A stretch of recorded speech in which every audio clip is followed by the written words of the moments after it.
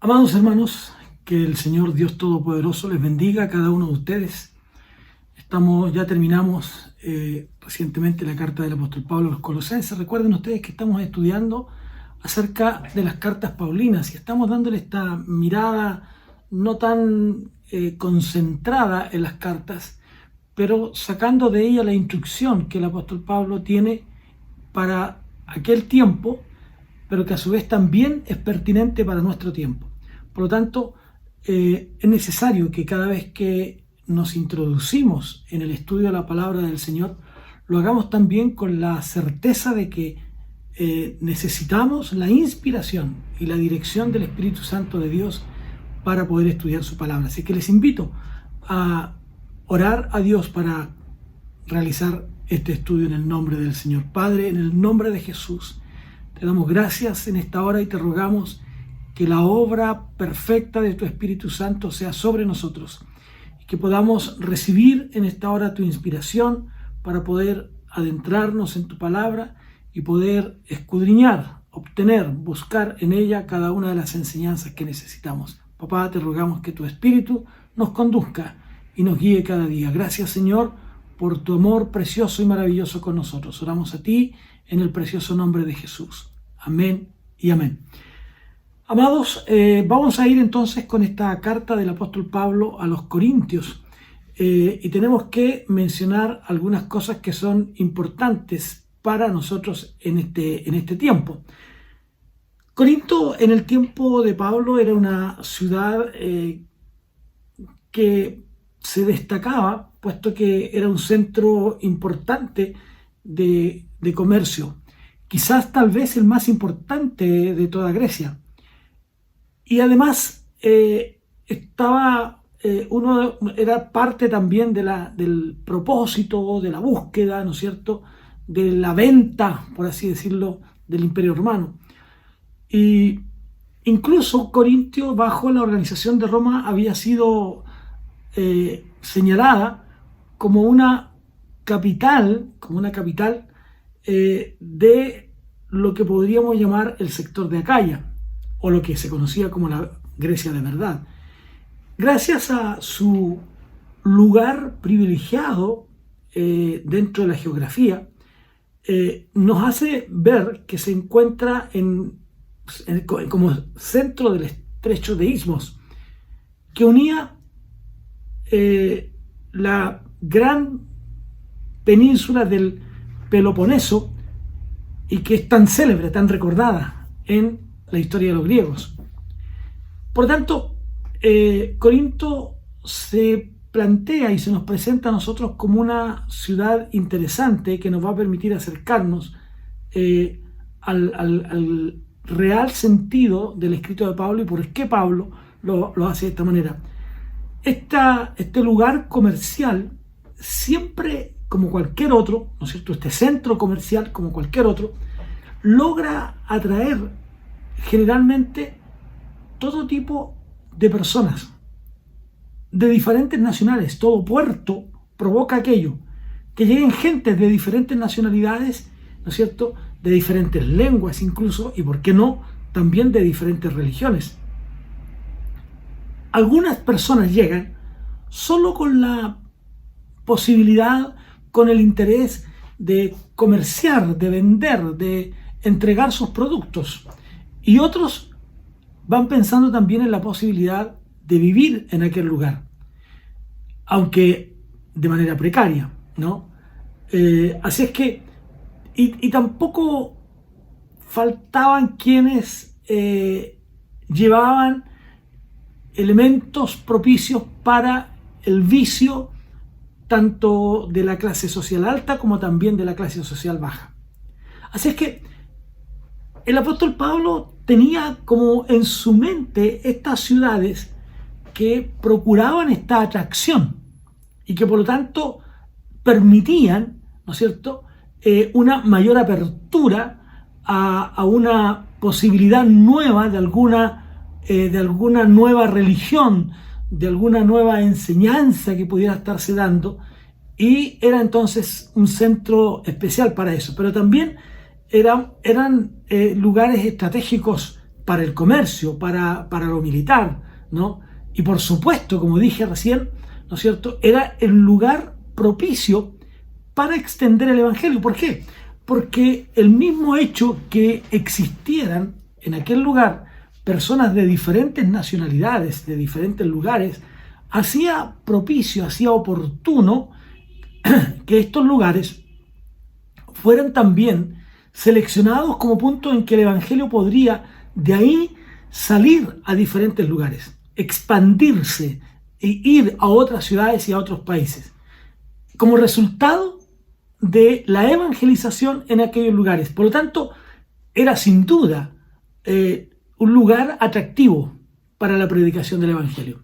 Era un lugar atractivo para la enseñanza de la palabra. Incluso algunos hermanos, mensajeros itinerantes eran enseñados para ir a aquellos lugares, y capaces, estos que iban, como también los que se convertían ahí, podrían ser capaces para testimoniar de la fe en otros lugares.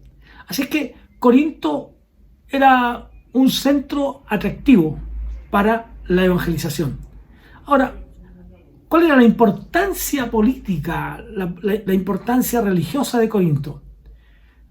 Por haber participado en una rebelión contra Roma, la ciudad había sufrido, había sido arrastrada, las legiones romanas, por ahí por el año 146, y por lo tanto Corinto quedó en ruina y quedó desierta. Cuando uno de sus emperadores, Julio César, comprendiendo, entendiendo el valor que esta ciudad tenía, la estrategia que tenía, la restaura a una escala aún mayor y la hace capital de la provincia de Acaya. Sin duda, Atenas seguía ocupando el lugar predilecto en cuanto a la cultura Grecia, greco, ¿no?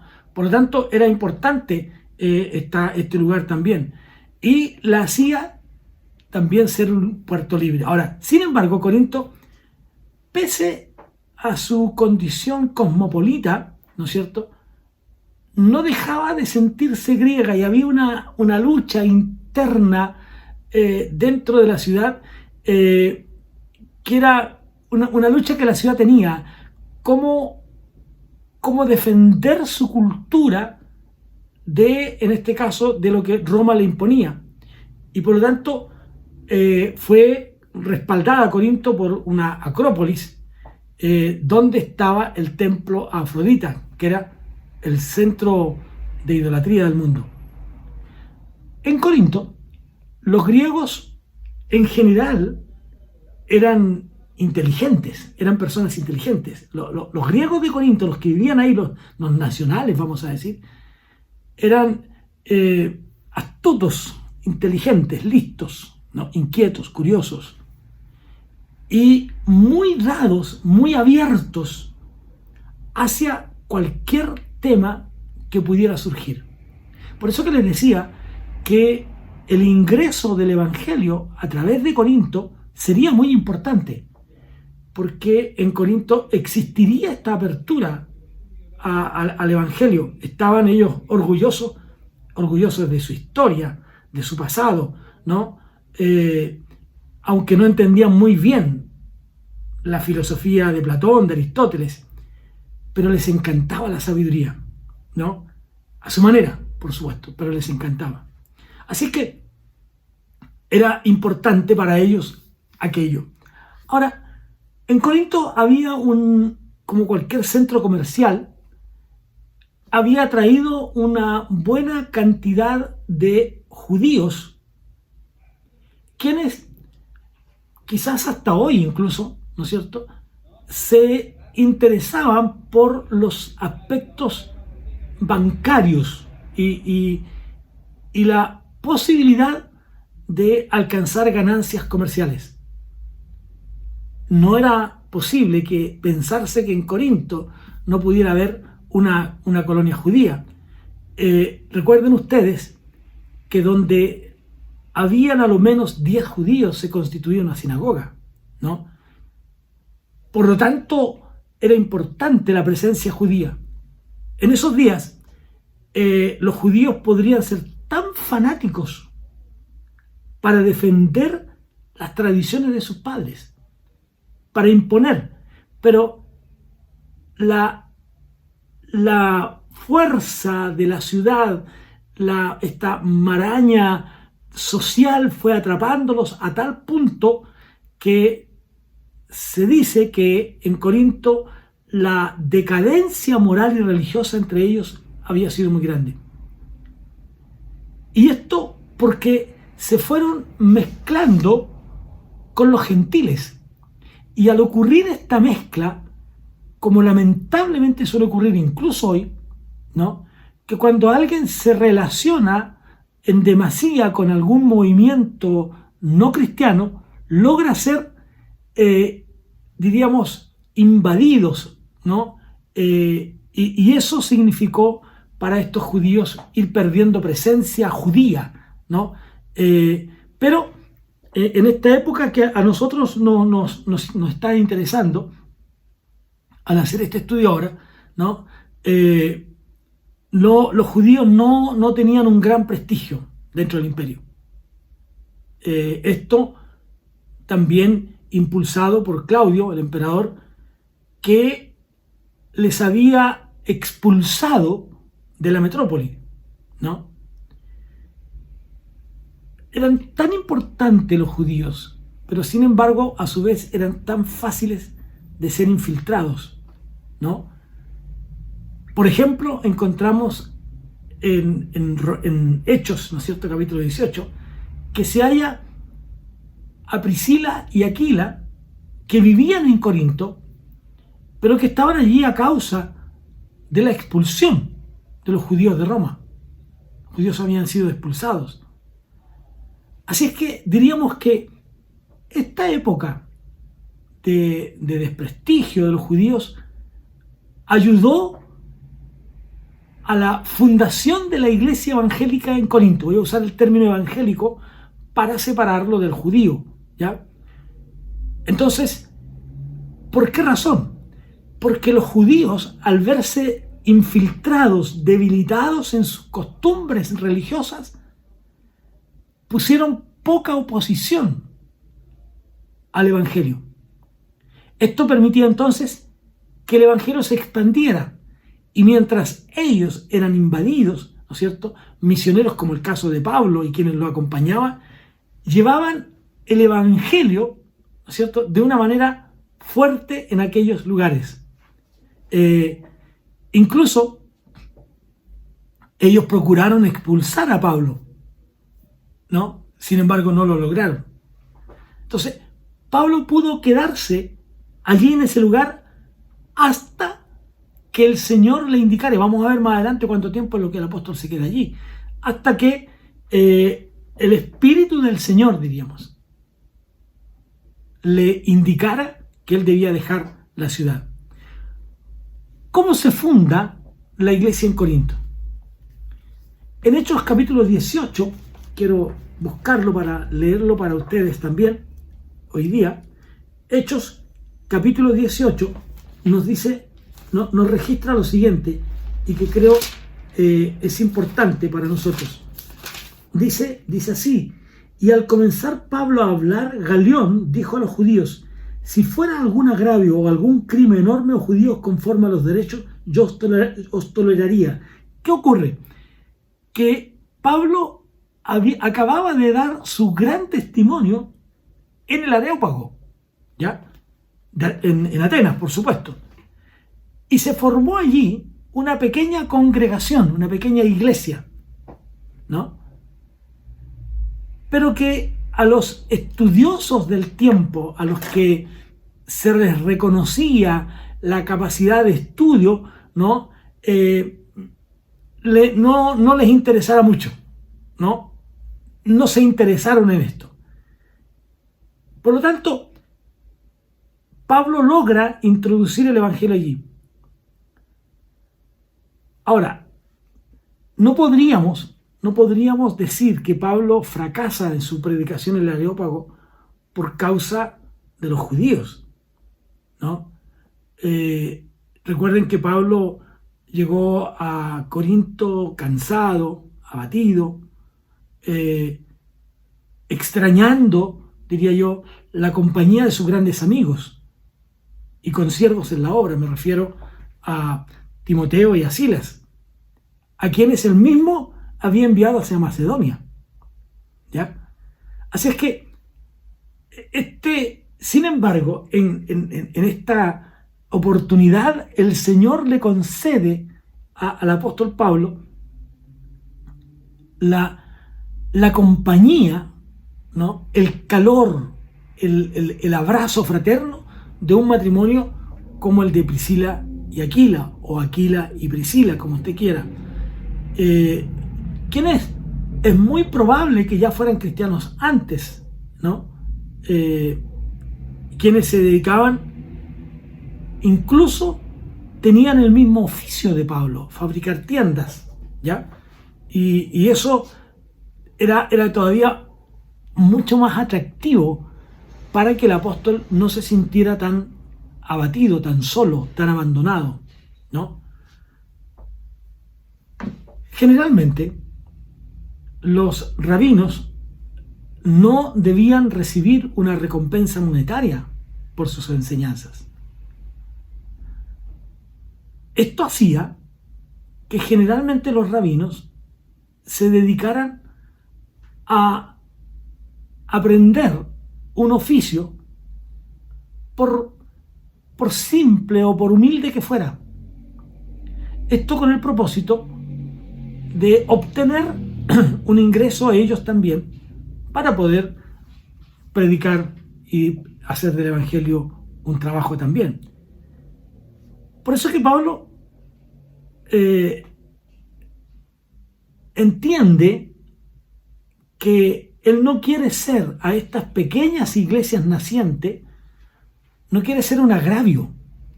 Y por eso es que él combina la predicación del Evangelio con su trabajo de hacer carpas. Esto es prudente hasta el día de hoy. Hay pastores que, por la pequeñez de sus congregaciones y porque éstas no pueden sostenerle de una manera digna, ellos tienen que tener un trabajo, vamos a decir, secular. Aunque lo mejor es una dedicación completa al pastoreo.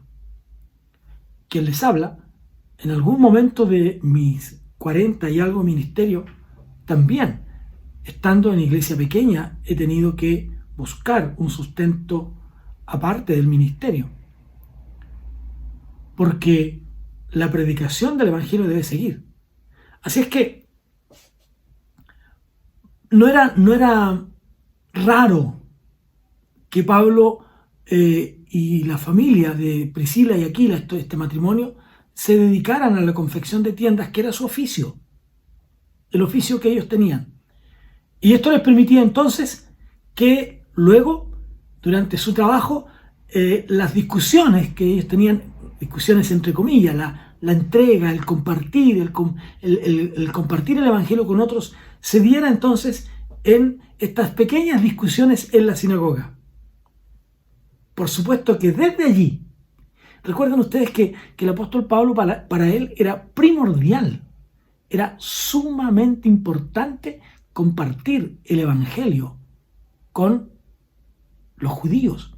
Él se sentía y él decía: yo soy deudor, yo les debo a los judíos primeramente el Evangelio. Por lo tanto, su propósito al llegar a una ciudad era compartir el Evangelio con los judíos, allí residentes, en la sinagoga. Y ahí se producían entonces estas bien entendidas, por decirlo de una manera, discusiones religiosas, presentaciones del Evangelio para Pablo, predicaciones para nosotros. Y allí entonces lograba tener convertidos, ¿no? Hermanos que terminaban siendo judeocristianos, ¿ya? Que se convertían al Evangelio y que aceptaban que Jesús era el Mesías. que Jesús era el Mesías. Y más tarde entonces, diríamos que los judíos, estos intransigentes, estos judaizantes, como los llama Pablo también, procuraban permear el evangelio con las costumbres propias del judaísmo, no entendiendo que el cristianismo no había venido para cumplir las cosas físicas que la ley mandaba, sino la ley misma, ¿no? Siendo y haciendo ellos de las cosas físicas como la circuncisión una cuestión más importante que la fe en Jesucristo y que el cumplimiento de la ley. Así es que Pablo logró penetrar en Corinto con el evangelio. Con la llegada posterior de Silas y de Timoteo, esto reanima las fuerzas del apóstol Pablo, ¿no? Y por lo tanto, la tarea de la predicación del evangelio se hace todavía más fuerte y se logra que se convierta nada más y nada menos que el que podríamos llamar el jefe, el presidente de la congregación judía que allí había, Crispo, ¿ya? También, entre otros, Ticio, ¿no? Y así sucesivamente. Entonces, el evangelio comenzó a llegar a la vida de estas personas de Corinto a través del evangelio de Pablo. Y los hermanos llegó a tal punto que no fue posible seguir testificando en la sinagoga, sino que era tan grande lo que estaba pasando, ¿no? Y la oposición judía de los judaizantes, que ya no era necesario compartir el evangelio, o no se podía compartir el evangelio en las sinagogas, sino que se hace fuera, ¿no?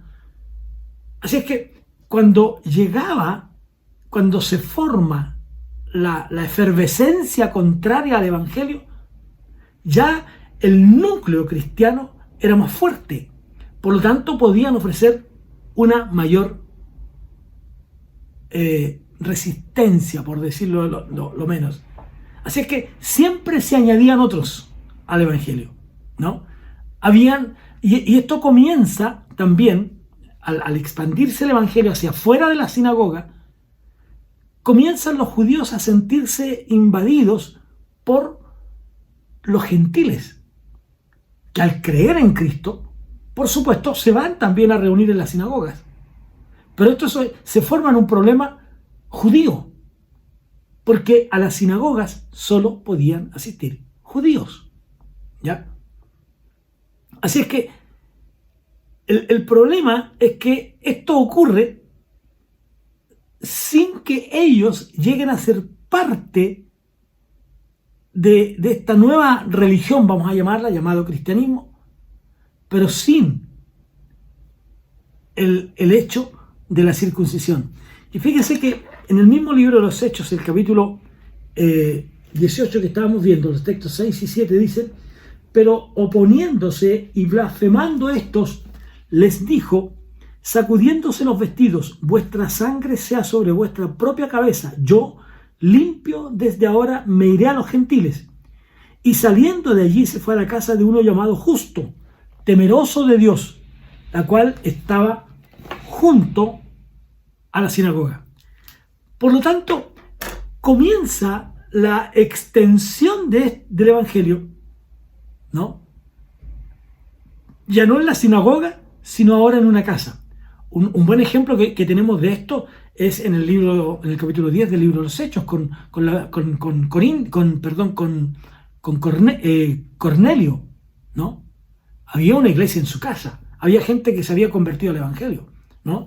Así es que esta nueva forma de reunirse en una casa hace lo que nosotros podríamos llamar hoy día, por ejemplo, los bautistas lo llamamos una misión, otros hermanos lo llaman un local de predicación, pero comienzan a ver estos grupos, ¿no es cierto?, pero en una casa que daba justo al lado de la sinagoga, ¿no?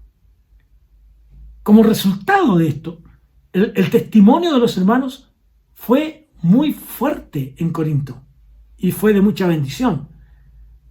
al grado que muchos gentiles se convirtieron al Evangelio, se añadieron a este núcleo de esta nueva fe, vamos a llamarla, de esta nueva fe, ¿no? Ahora, cuando estos judíos, estos judaizantes, planificaban, buscaban la manera, tramaban cómo levantar un complot en contra de los siervos del Señor, ¿qué es lo que hace? Dice que en una visión, Hechos capítulo 18, ustedes pueden ver los textos 9 y 10, dice, tranquilo porque aún tengo mucho pueblo en esta ciudad. Miren lo que dicen los textos, el capítulo 18, 9 y 10, dice, entonces el Señor dijo a Pablo en visión de noche, no temas, sino habla y no calles, porque yo estoy contigo y ninguno pondrá sobre ti la mano para hacerte mal, porque yo tengo mucho pueblo en esta ciudad. No temas. No te compliques, Pablo. Yo estoy contigo. Yo estoy contigo. Estoy contigo para librarte. Así es que pero todavía tengo mucho pueblo aquí. Es decir, hay mucha gente aquí que necesita recibir el Evangelio. Por eso es que hasta el día de hoy, cuando nosotros vamos a predicar el Evangelio, tenemos que tener la convicción de que el Señor está de nuestro lado y que Él es nuestra defensa. De esa manera, entonces, nada ni nadie podrá apartarnos de la fe en Jesucristo. Así es que siguen creciendo los hermanos en la iglesia y, por supuesto, fracasa la acusación que los judíos o los judaizantes habían hecho. Mire lo que dicen los textos siguientes del capítulo 18 de Hechos. Estoy en el libro de los Hechos, todavía no entramos a Corinto, a la carta de Pablo a los Corintios. Dice lo siguiente, mire, aquí está. Y se detuvo allí 1 año y 6 meses enseñándoles la palabra de Dios. Pablo permanece en Corinto durante 1 año y medio. Dice, pero siendo Galión procónsul, ¿no?, de Acaya, los judíos se levantaron de común acuerdo contra Pablo y le llevaron al tribunal, diciendo, este persuade a los hombres a honrar a Dios contra la ley. Y al comenzar Pablo a hablar, Galión dijo a los judíos, si fuera algún agravio o algún crimen enorme, oh judíos, conforme a derecho yo os lo toleraría. Pero si son cuestiones de palabras y de nombres y de vuestra ley, vedlo vosotros, porque yo no quiero ser juez de estas cosas. Y los echó del tribunal. Entonces todos los griegos, apoderándose de Sóstenes, principal de la sinagoga, le golpearon delante del tribunal, pero a Galión nada se le daba. ¿Qué ocurre? Que hay un hecho interesante que es muy importante mencionarlo y que incluso tiene relación también con el juicio de Jesús anteriormente. Mire lo que está diciendo Galión aquí, ¿no? Galión. Está diciendo, este no es un problema político. Roma no se metía o no trataba las cuestiones religiosas de los judíos. Eso era algo que ellos tenían que ver. Por lo tanto, Roma no trataba esos temas. Y el procónsul entonces dice, mire, en realidad esto no tiene que ver conmigo, ¿no? No tiene que ver con lo que yo creo. Este es un problema religioso. Y como es un problema religioso, véanlo ustedes. Si fuera algo realmente importante, político, esa es la idea, ¿no? Simplemente, si fuera algún agravio o algún crimen enorme, es decir, si fuera algo contra el imperio, entonces tráiganlo a mí. Cuando a Jesús lo llevaron para ser enjuiciado, la acusación contra Jesús es que él dice ser el rey de los judíos. Y en aquel tiempo no había más rey que César. Por lo tanto, el enjuiciamiento a Jesús es en razón de lo que ellos dijeron. No porque blasfemara. Si ellos hubieran dicho, mira, este dice ser Dios, ellos hubieran dicho, veanlo ustedes. Eso es un problema de ustedes, lo que está pasando aquí con Pablo. Este no es un problema que nos competa a nosotros. Este es un problema netamente religioso. Así es que, véanlo ustedes, yo no encuentro alguna razón para tratar un tema como este. Así es que fracasan en su acusación. Los judíos eran reconocidos por Roma como que reconocían ellos su culto como una religión lícita. Es decir, estaba autorizada por el imperio. Así es que no había nada raro. Podían ofrecer sacrificios, etc. Pero lo que ellos no podían hacer es levantarse contra la imagen del César. ¿Recuerdan ustedes cuando a Jesús le preguntaron de quién es esta moneda? Porque lo que ellos querían era sorprender a Jesús. Y Jesús dice, ¿esa moneda qué cara tiene? ¿Qué figura tiene? La figura del César. Pues entonces, al César lo que es del César y a Dios lo que es de Dios. Y no pudieron sorprenderlo, ¿no? Ahora bien, ¿qué es lo que pretendían los judíos? Los judíos pretendían, delante de Galión, probar que tanto Pablo como los cristianos se habían apartado de la doctrina judía. Por lo tanto, no debían ser protegidos. Pero Galión, como les dije, llega a la conclusión de decir simplemente, esto no es una cuestión política, esta es una cuestión judía, y que por lo tanto ellos debían corregir y arreglar entre ellos. No era un asunto que estos hombres, que estas autoridades pudieran tratar. Así es que Pablo entonces, recibiendo el veredicto de Galión, que es un veredicto importante, ¿no? Puesto que de alguna manera confirmaba que también los cristianos recibían protección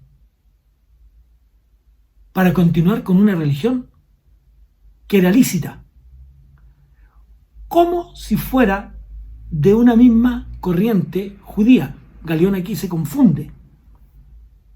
Pero para él, el cristianismo y el judaísmo eran lo mismo, una corriente, es un brazo. Por lo tanto, gozan del privilegio de ser una religión lícita. Así es que este tiempo es básico y es válido para pensar en el arraigo del Evangelio en Corinto. Ahora bien, a medida que se fueron convirtiendo algunos, llegaron también algunos nobles, algunas personas importantes, como Erasto, por ejemplo, que era el tesorero de la ciudad. Y incluso en Romanos es mencionado, ¿no? En Corinto la libertad del Espíritu, la acción del Espíritu, ¿no? Vino a ser realmente importante en la vida para muchos de estos hermanos nuestros que estaban allí en Corinto. Así es que en realidad era muy importante esta presencia espiritual. Y fueron sí, sin duda, incurriendo en algunos errores que Pablo va a tratar en su carta. Errores que en realidad daban para confusión, que provocaban confusión en la iglesia. Por ejemplo, dieron mucho auge y quedaron incluso hasta fascinados, podríamos decir, con aquellos dones estáticos, como llaman algunos, como por ejemplo el don de lenguas, ¿no? Y se olvidaron y empezaron a buscar estos dones especiales, olvidándose de algo realmente importante, y es que los dones espirituales son para provecho de toda la congregación y no solo de un pequeño grupo. Todos deben disfrutar, todos deben ser bendecidos por los dones espirituales. Y además se olvidaron de que Dios es un Dios de orden. Incluso si uno mira en 1 Corintios capítulo 4, muchos se consideraban ricos. Había una vana presunción y que Pablo los llama de manera irónica y los trata también fuerte. Esa superficialidad de ellos hace que se cometan más errores. Cuando una iglesia, cualquiera que ésta sea, amados, no tiene una solidez en la palabra de Dios, sin duda van a haber errores. Se van a cometer errores. Ustedes pueden ver, por ejemplo, y vamos a analizarlo más adelante, pero el capítulo 5 nos habla y nos describe de manera fuerte un caso muy grave de inmoralidad. Grave, que no se había considerado y se había tomado como una cuestión muy superficial, ¿no? Incluso también ocurrían, y hay indicios de así, ¿no?, de litigios que los hermanos llevaban a los tribunales mundanos, ¿no? No entendiendo bien las cosas. Había una suerte de disputa entre los fuertes y los débiles, ¿no? Los débiles que no congeniaban, no se entendían sobre, por ejemplo, el hecho de que comer carnes ofrecida a ídolos no estaba bien, y algunos incluso se permitían tener hasta alguna comunión con los ídolos. La mala concepción del ágape dio lugares a desórdenes muy serios, ¿no? Y a perder dentro de estas fiestas del ágape, del amor, como le llamaban, el sentido espiritual, único, especial, simbólico, maravilloso que tiene la Cena del Señor. Y ahí ustedes pueden ver en el libro de Pablo a los Corintios cómo él trata el tema de la Cena del Señor. Así es que hermanas que ejercían sus dones espirituales en lugares donde no los eran. Así que al final Pablo tiene que denunciar como grave estos errores doctrinales centrales en el Evangelio y que no podían ser cometidos, ¿no? El problema está en que estos errores, que podían apreciarse más claramente, no eran cometidos por la mayoría de los hermanos, sino por la minoría de ellos.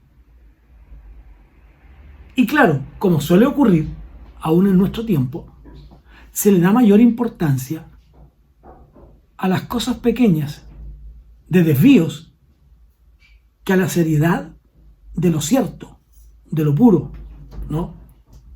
Habían hermanos fieles por supuesto, como los hay en todos lados, como Estéfanas y su familia, hermanos que estaban dedicados a la obra de Dios, hermanos consagrados al Señor, y que eran una parte de ese pueblo de Dios. Ahora bien, para ir ya cerrando este capítulo introductorio de hoy, Pablo tiene sobre Corinto una autoridad apostólica, vamos a llamarla. Se siente él como alguien que tiene autoridad sobre ellos, ¿no? Y Pablo le habla de que hay algunos falsos apóstoles. Entonces, contra quienes ellos tienen que tener mucho cuidado. Por ejemplo, voy a leerles en 2 Corintios, capítulo 10, perdón, los capítulos 10 y 11, no voy a leerlos completos, pero para que ustedes tengan la idea nomás. En 2 Corintios, los capítulos 10 y 11 hablan de esto, ¿no? Donde Pablo defiende su ministerio. Yo, Pablo, dice: os ruego por la mansedumbre y ternura de Cristo, yo que estando presente ciertamente soy humilde entre vosotros, más ausente soy osado para con vosotros. Ruego pues que cuando esté presente no tenga que usar de aquella osadía con que estoy dispuesto a proceder resueltamente contra algunos que nos tienen como si anduviésemos según la carne. Pablo comienza aquí, en estos capítulos 10 y 11, una defensa férrea de su ministerio. Porque algunos estaban tergiversando todo, ¿no? Entonces, podemos decir que Pablo tenía esta ascendencia apostólica sobre ellos. Podríamos pensar en esto ahora desde dos perspectivas. Cuando hablamos de apóstol hablamos de un enviado también, pero se sentía con esta autoridad porque había sido enviado en una tarea misionera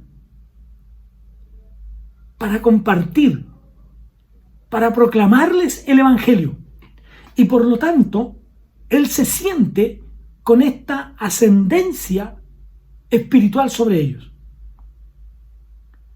Pero por otro lado, están también estas columnas de la fe, como lo eran los apóstoles.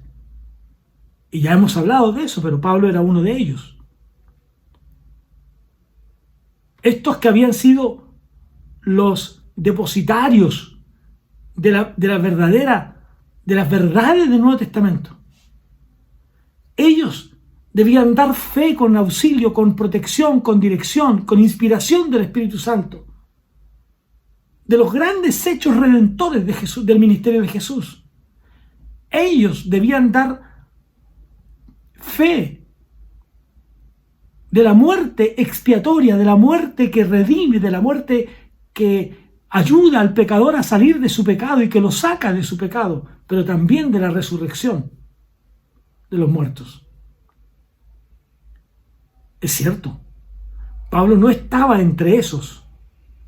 Sin embargo, él había recibido del Señor el misterio de la iglesia, había recibido la revelación de la enseñanza sobre la formación de este pueblo espiritual, de este pueblo cristiano,